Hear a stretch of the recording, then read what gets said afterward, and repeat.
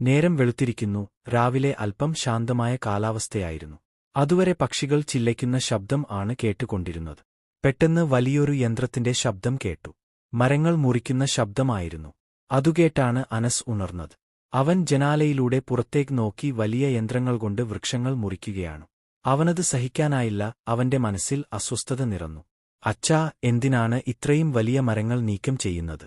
മരം മുറിക്കുന്നത് നോക്കിക്കൊണ്ടിരുന്ന അനസിന്റെ അച്ഛൻ പുഞ്ചിരിയോടെ പറഞ്ഞു, നമുക്ക് നല്ല പണമാണ് കിട്ടിയത്.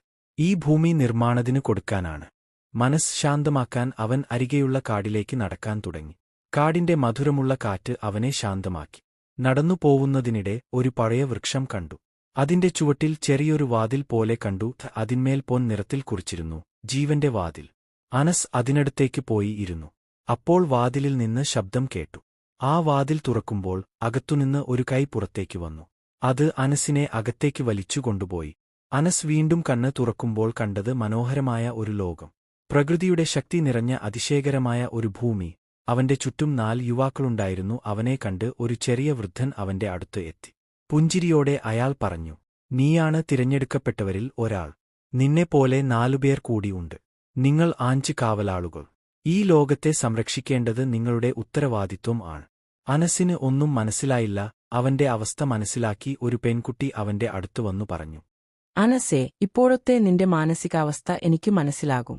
പക്ഷേ ഇപ്പോ ഈ ലോകം ഒരു വലിയ അപകടത്തിലേക്കാണ് പോവുന്നത്. നമ്മൾ മരങ്ങൾ മുറിക്കുന്നത് തുടരുമെങ്കിൽ നമ്മൾ സ്വയം തന്നെ നശിപ്പിക്കും. മരങ്ങൾ ഇല്ലെങ്കിൽ മഴ പെയ്യില്ല. മഴ ഇല്ലെങ്കിൽ കൃഷിയും ഇല്ല. മരങ്ങൾ ഇല്ലെങ്കിൽ മണ്ണ് വരണ്ടു പോകും. കാറ്റിന്റെ ദിശയും മാറും.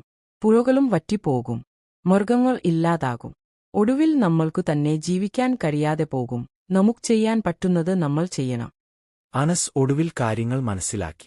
അതിന്റെ മഹത്വം മനസ്സിലാക്കാൻ അവൻ കൂടുതൽ വാക്കുകൾ ആവശ്യമില്ലായിരുന്നു.